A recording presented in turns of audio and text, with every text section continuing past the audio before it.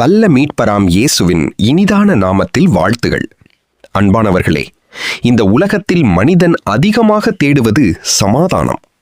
பணம் இருந்தாலும், பதவி இருந்தாலும், மக்கள் நடுவில் இருந்தாலும், உள்ளத்தில் சமாதானம் இல்லையெனில் வாழ்க்கை வெறுமையாகிவிடும்.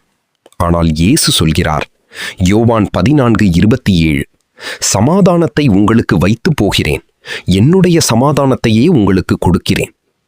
இந்த உலகம் தரும் சமாதானம் தற்காலிகமானது. ஆனால் இயேசு தரும் சமாதானம் நிலையானது, இருதயத்தை காக்கும் சமாதானம். ஏசாயா 53:5 சொல்கிறது, நமக்கு சமாதானத்தை உண்டாக்கும் ஆக்கினை அவர் மேல் வந்தது. சிலுவையில் இயேசு அனுபவித்த வேதனையின் மூலம் நமக்கு சமாதானம் கிடைத்தது. அப்படியானால் இந்த தெய்வ சமாதானத்தை நாம் எப்படி பெற்றுக்கொள்ளலாம்?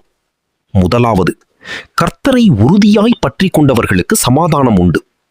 ஏசாயா 26:3, உம்மை நம்பி மனதுறுதியாய் இருக்கிறவனை நீர் பூரண சமாதானத்தோடே காத்துக்கொள்ளுவீர்.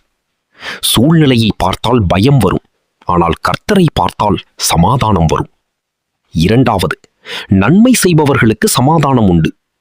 ரோமர் 2:10, நன்மை செய்கிறவர்களுக்கு மகிமையும் சமாதானமும் உண்டு என்று வேதாகமும் கூறுகிறது. மன்னிக்கும் இருதயம், உதவும் மனம், அன்பான வாழ்க்கை, இவை சமாதானத்தை உருவாக்கும். மூன்றாவது, வேதத்தை நேசிக்கிறவர்களுக்கு சமாதானம் உண்டு. சங்கீதம் 119, 165, உம்முடைய வேதத்தை நேசிக்கிறவர்களுக்கு மிகுந்த சமாதானம் உண்டு. வேதம் வாசிக்காத வாழ்க்கை குழப்பமாயிருக்கும். ஆனால் தெய்வ வார்த்தை உள்ளத்தில் வந்தால் இருள் விலகும், பயம் அகலும், சமாதானம் பெருகும். நான்காவது, புதிய சிருஷ்டியாக மாறும்போது சமாதானம் வரும். 2 கொரிந்தியர் 5:17, ஒருவன் கிறிஸ்துவுக்குள் இருந்தால் புதிய சிருஷ்டி. பழைய பாவ வாழ்க்கை கலக்கத்தை தரும், ஆனால் கிறிஸ்துவுக்குள் புதிய வாழ்க்கை சமாதானத்தை தரும்.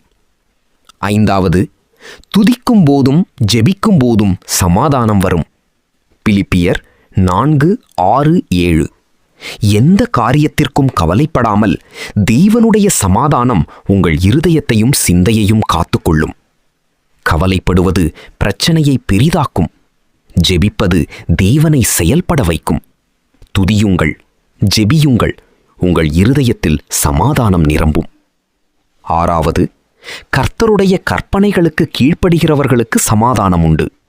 ஏசாயா 48:18, உன் சமாதானம் நதியைப் போல இருக்கும். தேவனுடைய வழியில் நடக்கிற வாழ்க்கை அமைதியான வாழ்க்கை. ஏழாவது, விசுவாசிக்கும் போது சமாதானம் வரும்.